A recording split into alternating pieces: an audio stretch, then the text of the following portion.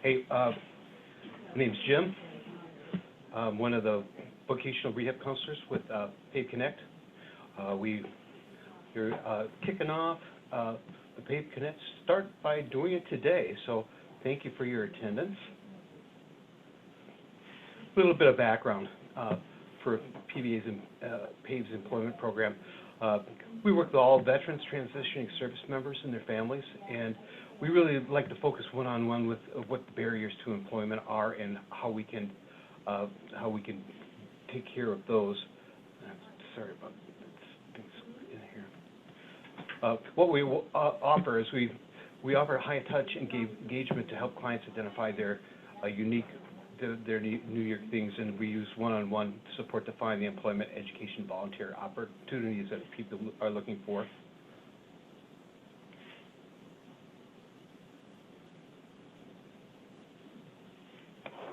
Okay, this is not going.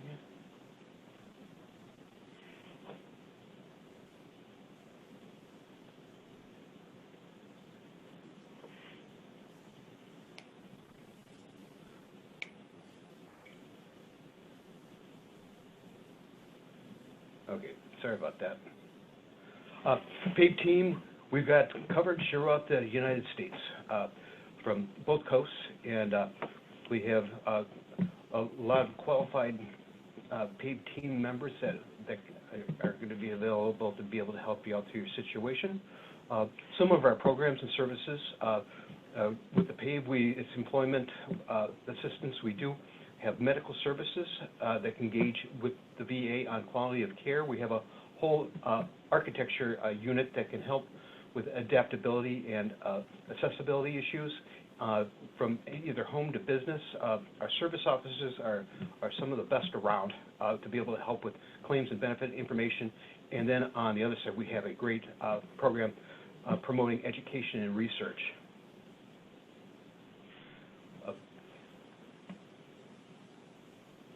So really, with the PAVE Connect, the new program, it's set up to be able to interact with PAVE staff and other experts that through virtual meetings like the one we're having right now. We want to be very timely. We want to bring relevant career information on your schedule and to be able to make sure that we're coming across and be able to answer your questions too. We want to discover meaningful education, volunteer, and employment opportunities, and as we go, we'll be able to present those too. So we're really excited about those opportunities, and that follows into part of the program where we're going to be able to make some connections with direct employers that are looking to hire qualified veterans. Okay, this training is for interview skills. I guess you can call it a lot of different things. It's something that I really, at one point, thought I could take for granted when we're training, but a lot of time it's just a matter of covering things just to make sure that we're on the same page, because sometimes the little things can kind of mess the thing up. But we're going to go through some information, and you got any questions, feel free to add in, because we've got the time to do this.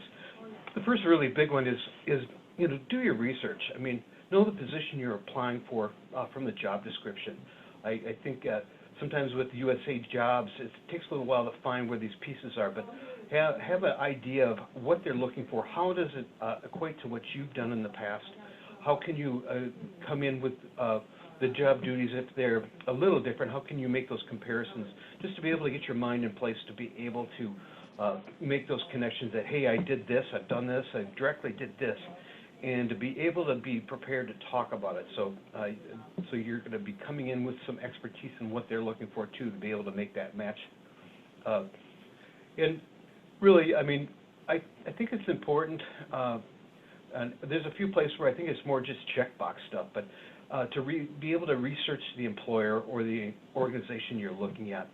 Sometimes it just may be a matter of just going onto their website or just doing enough research to know, what they do, who they're offering it to, and have a general idea. Because if they ask you that question, a lot of the time they're just wondering if you did that, if you made that research piece done. So you don't have to be an expert, but to be able to show them that you took the time to be able to do it, because it's really funny how some of the little things really make a big difference.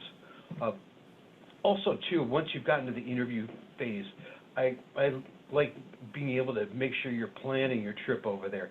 I've heard of people going there the day before and just doing their timing, but I think if you plan it out well enough, kind of estimate how much time you're going to need to get there, because you want to get there 10, 15 minutes early just to make sure you're there. How far is it going to be? Where are you going to park? And for me, that's always interesting if you're going down into a bigger city, just to be able to know where to go so you can make it a nice, smooth landing to get there. Now, this may sound kind of funny, but I really think a lot of the employers look at this as very important, to treat the job interview that you're doing as the end-all, be-all job. I mean, it may not be in your mind, but you've got to come across as that you really want the job. And a lot of times, too, you want to come in with full force to be able to give your best presentation.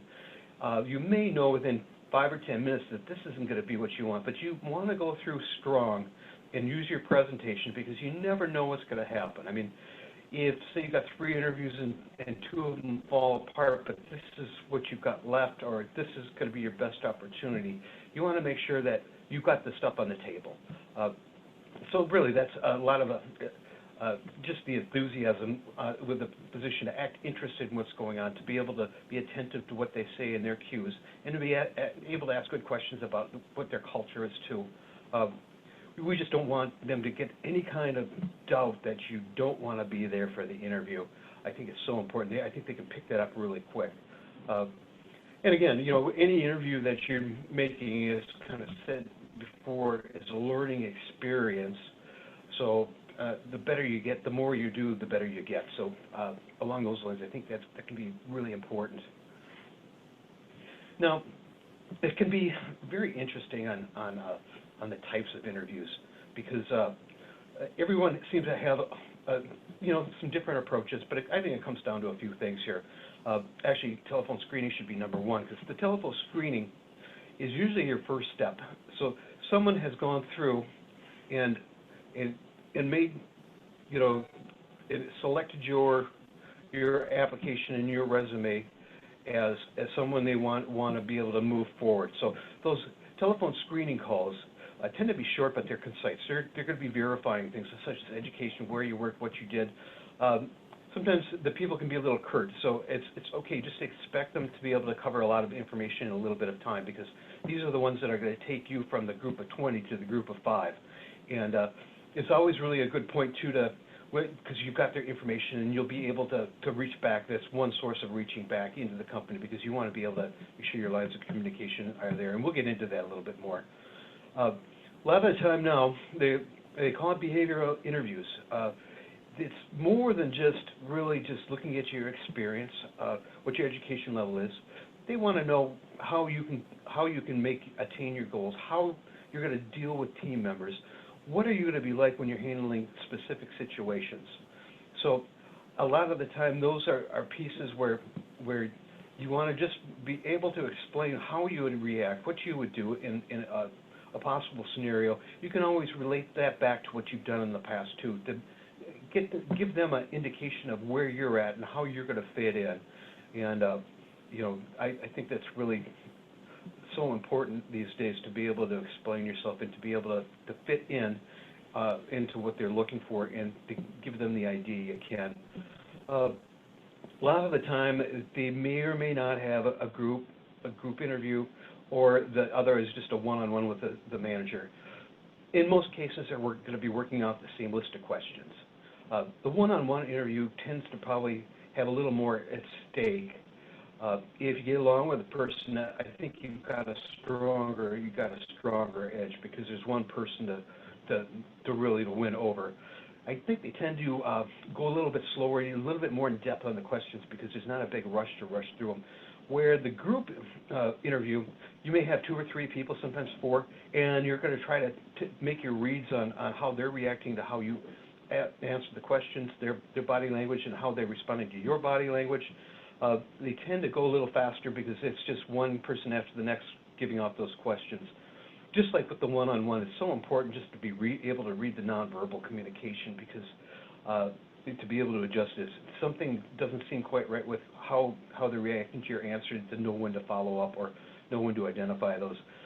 It's harder to win everyone over in a group interview, but you can do your best. You can usually see the one that may not be quite as sold and be able to divert some attention towards that. My computer is doing...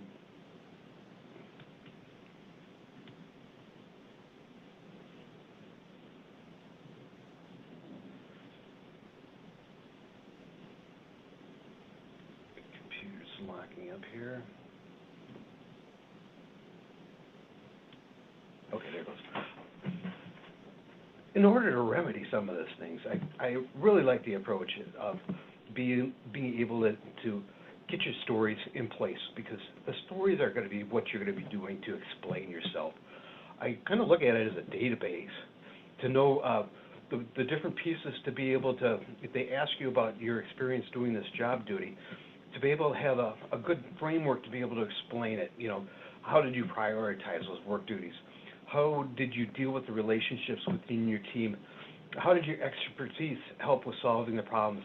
You know, with these things, it's really good to be able to have, if you work on 2 or 3 of them, I think it's really good, because then you get the feel for how it works. Because once you put it in your mind that this is the way you want to explain it, this will also help if they throw some kind of question that isn't quite where you're expecting, a curveball question where if you've got the structure to be able to pull out the pieces from your past job experience and your education, you've got this method to be able to pull it, because 3 or 4 stories are going to cover quite a bit. But if they're asking something a little bit different, that you do have some kind of experience that is similar or is comparable, to be able to plug those in, because then you're looking for the wild card part of this, that you're going to be open for any kind of angle that comes at you. And if you're expecting the unexpected, I think you can deal with it better. A lot of time you're not going to see too many of those, but I've seen some really crazy questions that have come out of the blue where it's really a matter of pulling through. You know, the other parts are how do you deal with difficult clients, and really it's just building that framework, I think, is so important. Again, we're kind of breezing through some of this stuff, but I just wanted to hit the areas, because just to be able to give yourself the complete version of going in on an interview, sometimes they're going to ask you about your strengths and weaknesses, and just to be able to know them I think it's so important. I think it really helps building on it, because if you're good at analytics, if you're good at prioritization, if you're a good team player, to be able to know those. I kind of run a little bit of a trick here, and you can use it if you'd like. I usually like the veteran just to name, or the person we're working with, to identify 4 areas of strengths, and then be able to go through and explain those pieces pretty thoroughly. Like, this is how I am a good team player. This, you know, one of my stories I like to say, I had a former boss that said, "Stop doing it." My thing was, I don't think there's ever a stupid question to ask, because I'll probably be asking it. So even on the small ends, it tends to be very important. I mean, and that's just kind of a jump into one of them.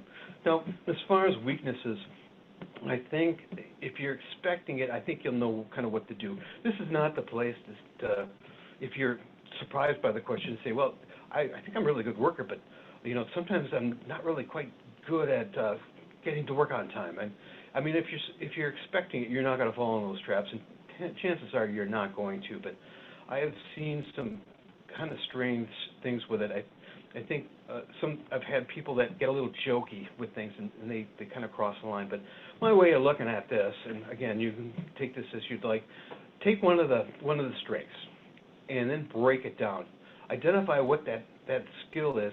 Identify what you've been doing to get it to where you want to be. So you're showing, first of all, your method of making it better, and the chances are you already worked on something and make it. So you've identified your method of improving it. Then you can also tell them where you're at with it, because that's really giving an outline of how you problem solve. And I think by doing that, I think we could all just in a constructive way put those together, because you do not want to be negative about even what they would consider a weakness. This is always a really interesting one too. And again, do you have any questions, Rita? Not yet. No. Okay, just feel free, because sometimes I think I rattle off too much here. So at the end of the interview, there's things that you want to be able to walk out the door with, and you always want to do it. Now, when it comes to questions about the position, those are always really good to be able to, hey, you know, what's going on with this? How would I fit in? How big would the team would be? Do you have anything else to explain about the job duties? Those are always good questions. But the additional ones that you want to make sure you ask is, first of all, you want to reconfirm that you've got the contact information for both phone and email. If it's a group, it'd be one person's fine, or if it's a one-on-one. Always make sure that it's okay and it's confirmable that you have to contact, and then ask them if it's okay to be able to contact them. And really, that's going into really the first point is, what's going to be the timeline about it? Or no, that's the point after. Hiring timelines, what I can do to contact you to find out if those are online. What do I need to do if I need to provide more information? Really just being able to get those pieces, because I think that's the worst thing that can happen is you get a great interview and you don't hear back from them. But if you know kind of what their timelines are, that's great. And a lot of time too, I've run into the situation where the timelines have stretched. I call them, and then they come up with, they'll say, hey, we have to wait another week for it. So it just kind of puts you at ease where they're at. Plus, it also gives you that extra piece where they're identifying you. Well, if this person's calling me about this, this must be important, because I think you can overreach on those things, but I think making those contacts and being very sincere and very concise with them, I think can be very important, that it can win a job for you. I've had a few jobs where they told me that the persistence piece was what was really good about it. And you know, that just really goes into the last one, the job hiring status, just to be able to get that information. I think it just helps everyone else to know that the importance is there, that you're interested in that position and you want it. Interview follow-up. These are some other pieces. This goes back to that checkbox. My philosophy here, and you can do as you wish. I would say within an hour or two, send a thank you email. It does not have to be that long, but you need to send it, because if you don't send it, then they're asking, well, why didn't they send it? Because it's a pretty standard thing to do. Plus, you can also, if you've got some extra pieces about how you related to them, you can put those in. I mean, you don't have to write a book about it. So, but it's really hitting it up. And you can also ask if this, you know, just let me know if there's anything else you need. Just, you're making that first round of the follow-up, which I think is really important. You know, and you can also, it gives you that availability piece too, that they know if something comes up, that they can call you and they can contact you to be able to do that. So I think that's one of those really important pieces, and it needs to be done. Some people say they like to send a note. Well, you can send a note if you'd like. Usually that's not as quick as this kind of stuff, but that's a little more traditional. But that's up to you if you want to do it. But if you were going to send a note, I would do both. Is it ever appropriate to ask those HR or the managers how they deal with the toxic environment if it ever happens in their company, so that you can kind of gauge how they deal with that? Well, I think I think that's a good question, because I think how you'd want to word it is maybe not have the toxic word, but you can move into, you know, how you deal with teammates, and how are the teams built, what are expected of the teams, because then you can get a lot of those pieces that you'd get in case something did not work out right. But just to be able to know that because you're putting it on a positive spin where, you know, well, there's 3 teams of 15 people, and this is the power structure. These are the things that are expected. So if you know how it's outlined, then you know kind of where it's fitting. I think when it gets to those kind of situations, it's more something that you want to deal with as you go on. And for any kind of employment, if that's happening to you, that we've worked to put you in a position, you let me know, because there are ways of handling this. And I mean, if it gets bad, then it really needs to be done. But no, I think that's a really good question. Well, just See, too with like veterans, like for some of the vets who do have difficulty, in different environments like that. Yeah, like a oh no, proper way that, to address that might. oh yeah, the way to do that too is, uh, really the technical way, or the way they like to do it. First of all, if they can't ask you if there's a disability. They can ask you, can you do or can't you do what's on the job description? Now, this is usually how it works. After you accepted, they say they offered, and say you think there's a concern there, right off the bat. That's when those offers are made. That's when you can bring those things up. Offered, accepted, and just to be able to make those accommodations. Yeah. Now, if you started and little things can be kind of big things too, or they can turn into it. So the way I usually work it with, most of the places can be pretty good about the accessibility and the accommodations piece. If you've got a question and you're not feeling comfortable about going to the HR, you let me know and we can make those contacts. Because if it's something simple, I mean, we've seen it as simple as a veteran that's not comfortable with having people behind them putting a mirror on the computer screen so they could see. So a lot of the time, the things can be fixed, and they can be fixed relatively easy. And Yeah. to take it as a small before it gets big, I think is important.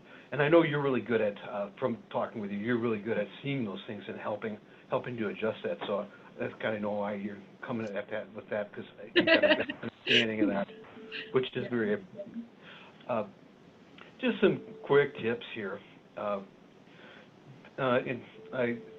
What to wear. Just don't underdress. I mean, it's even if you walk in there, they're wearing khakis and polo shirts. You still want to come in with your, for a guy, a sports jacket and a tie, button-down shirt, and gals just to be appropriate with that. It's always a little bit hard for me to explain that because I'm a guy, but There's so many styles women can choose from. yeah, you guys, we're pretty run down with what we've got. But You guys are lucky. but it's I mean, you always they'll understand if they're underdressed and they don't. But if you come in, I had one guy, he came in there, he was dressed the right way, and it was kind of a group interview, so they saw these people. Some people came in jeans and a t-shirt, and the first thing when the guy brought in my guy to ask, he goes, "I really appreciate you taking this interview seriously by the way you dressed." It's pretty funny. These are kind of just jump arounds. As the interview goes, if most of the time they're probably an hour. Sometimes they can go a little longer, but don't get frustrated if it seems like they're asking you the same question. Just be prepared for it. If you got a second story, that's great, or if you need to reword something, but be prepared, because after about 45 minutes and you've put your best approach, sometimes it gets a little hard at the end when they're asking you something and your thinking process is taking you back and you don't want to repeat it. But just be prepared for it. If you have to repeat a story, that's fine, or if you need to change it up. So just be ready for it. I think that's. Yeah. I've had it happen so much, but and I think they do too. They realize it because when we've done interviews of people coming into this program, it's like it seems like we already asked that question. But another one here too. This is, you can take this one any way you want. I've seen it work. In most cases, the first interview, they're not going to be running salary numbers at you. It's possible they might. You may too know what the ranges are if it's USA jobs. Sometimes you'll get the ranges. But what you want to do, if you don't know them, is if they ask you that question, I call it the quick draw option. They said, well, what are you looking for a salary? You turn it around in a nice voice and say, hey, what is the range for your salary? Just as quick, as simple as that, because you never want to undersell yourself, and really you don't want to oversell yourself. And I think it's so easy to do. I mean, so if you get the area, I think you kind of get a good feel for it. And depending upon how they figure out what your qualifications are, I mean, sometimes things, even if they run a number really low, just run it on it, and you won't have to show those cards. But that's up to you if you want to use it. Now, too, you want to make sure with any of the hard questions or the ones that you aren't qualified for, or there's something that isn't quite right, make them short and succinct answers.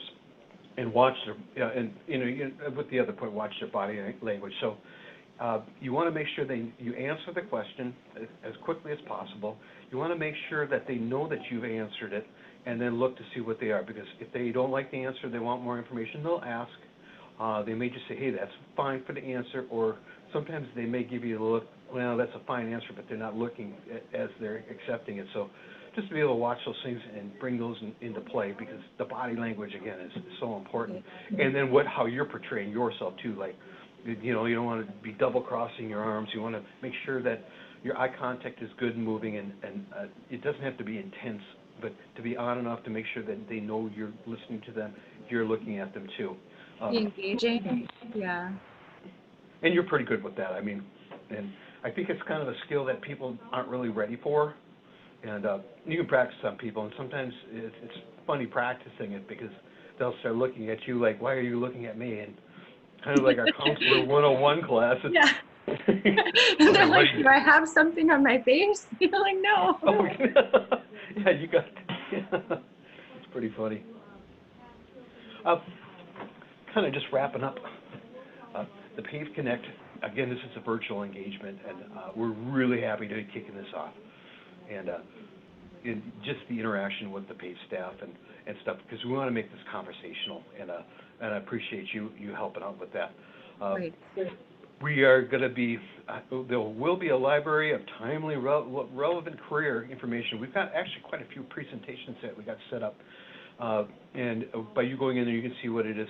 We've got, we'll be putting in recorded sessions as we bring that up. We're going to have a wide range of employment, education, and volunteer opportunities just to be able to explain. And really, the other part we're really excited about is we're going to be bringing in companies to be able to make their presentations of what they're looking for, how to be able to deal with them. Yeah, I mean, I think it's really exciting, because I think that's so important. Is it the recruiters that are going to come in? They're going to do that, or? Yep, or they're usually the recruiters or someone that's really working with the veteran initiatives. So sometimes it's kind of hard to tell. It's the ones we have worked in the past, because there's a lot of contacts that I have here. It's just a matter of knowing how they want things presented, and and you know how it is. You got to contact. I will contact the person directly to see where things are at, and that's where it gets a little frustrating when you find something, you put it in, and you don't hear anything about it. I hate that. You can find the perfect job, and it's like